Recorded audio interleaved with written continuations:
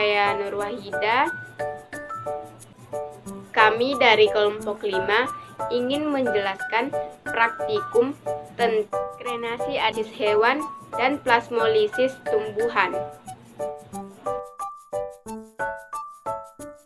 Skrenasi adalah kontraksi atau pembentukan nokta tidak normal di sekitar pinggir sel setelah dimasukkan ke dalam larutan hipertonik karena kehilangan air melalui osmosis.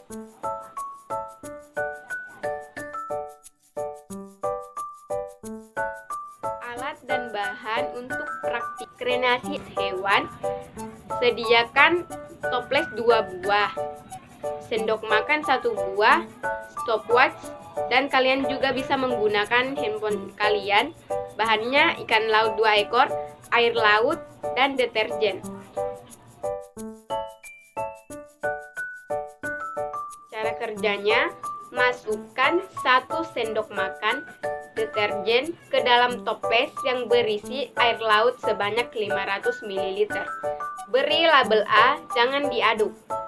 Cara kedua, masukkan air laut sebanyak 500 ml tanpa deterjen, beri label B. Cara yang ketiga, masukkan secara bersamaan ikan laut ke masing-masing toples tadi. Keempat, amati perubahan apa yang terjadi pada air yang terdapat di dalam toples. Apa yang terjadi pada setiap praktikum plasmolisis hewan? Mau tahu? Ayo simak penjelasan berikut. Pada saat ikan ditempatkan ke toples yang diberi label B atau tanpa deterjen, ikan masih lincah bergerak.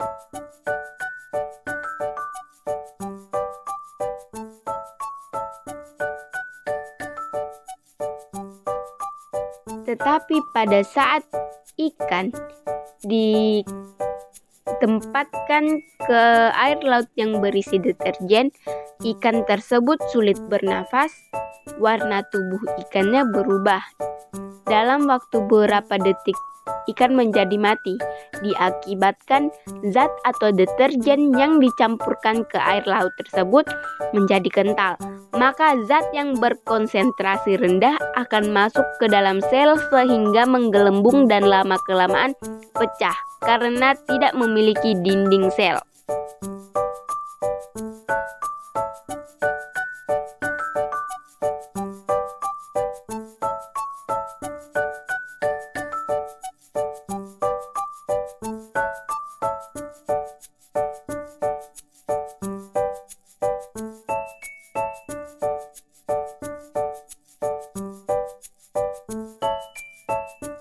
Plasmolisis pada tumbuhan adalah lepasnya membran plasma dari dinding sel pada sel tumbuhan, menyebabkan adanya jarak antara dinding sel dan membran.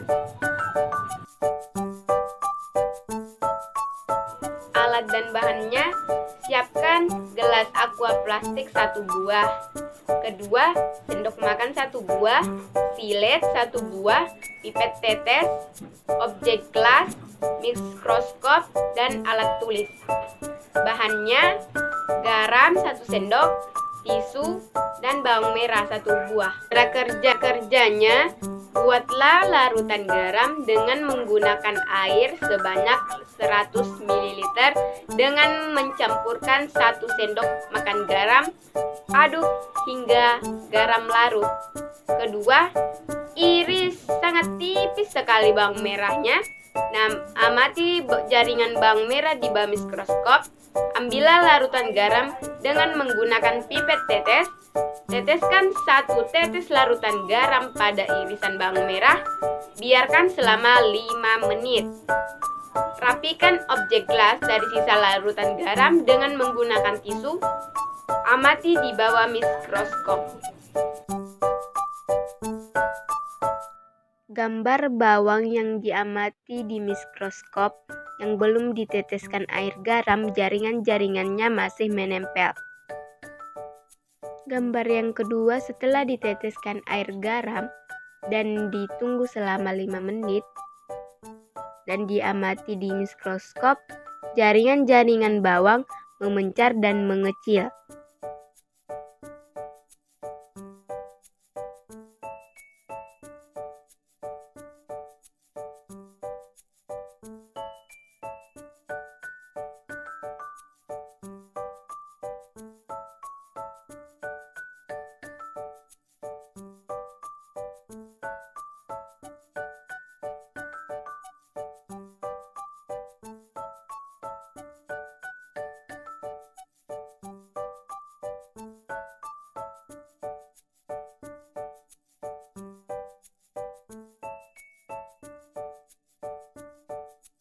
Praktek osmosis.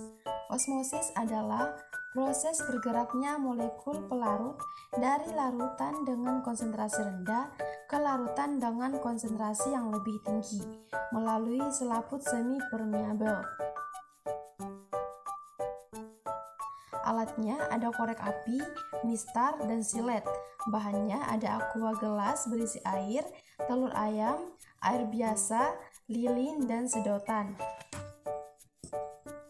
Cara kerjanya, yang pertama, kupas cangkang telur ayam pada bagian bawahnya jangan terlalu lebar. Yang kedua, kupas cangkang telur ayam pada bagian atasnya selebar lubang sedotan. Buatlah tanda titik di setiap 1 cm panjang sedotan. Yang ketiga, tancapkan sedotan hingga melewati atau merobek membran telur pada bagian atas telur. Yang keempat, panaskan lilin lalu lelehkan lilin meliputi batang sedotan yang tertancap, usahakan tidak ada ruang udara. Yang keempat, buka kemasan plastik bagian atas pada aqua gelas selebar telur, namun masih dapat menahan telur tersebut. Proses naiknya cairan yang terdapat dalam telur dapat diartikan sebagai proses osmosis karena dilihat dari pengertiannya. Cairan yang terdapat dalam telur dapat naik ke atas karena air yang merupakan pelarut yang memiliki konsentrasi rendah akan berpindah ke cairan telur yang memiliki konsentrasi tinggi melewati selaput membran, maka air tersebut yang mengakibatkan tekanan pada cairan telur tersebut naik dari konsentrasi rendah sampai ke tinggi. Cairan pada telur naik sebanyak 6 cm pada sedotan. Praktikum difusi. Jadi, difusi adalah proses pergerakan partikel, molekul, ion gas atau cairan pada konsentrasi tinggi ke konsentrasi yang lebih rendah, sehingga tercapai suatu keseimbangan. Alatnya itu ada pipet tetes, gelas aqua plastik, gelas ukur 100 ml, gunting, batang pengaduk.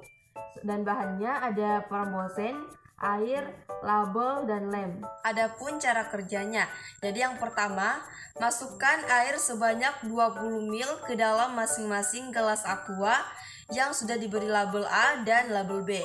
Yang kedua, pada gelas label A, gunakan pipet tetes untuk meneteskan 2 titis perembosen, amati selama 1 menit, dan aduk menggunakan batang pengaduk. Yang ketiga, pada gelas label B, gunakan pipet tetes untuk meneteskan sebanyak 5 tetes perembosen, dan amati selama 1 menit. Aduk menggunakan batang pengaduk.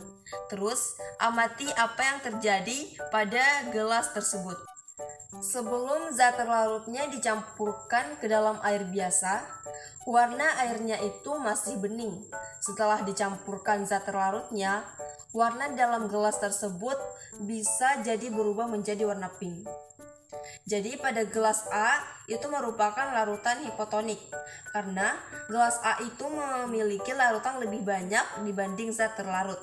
Sedangkan gelas B merupakan larutan hipertonik, karena gelas B ini memiliki zat terlarut lebih banyak dibanding pelarut.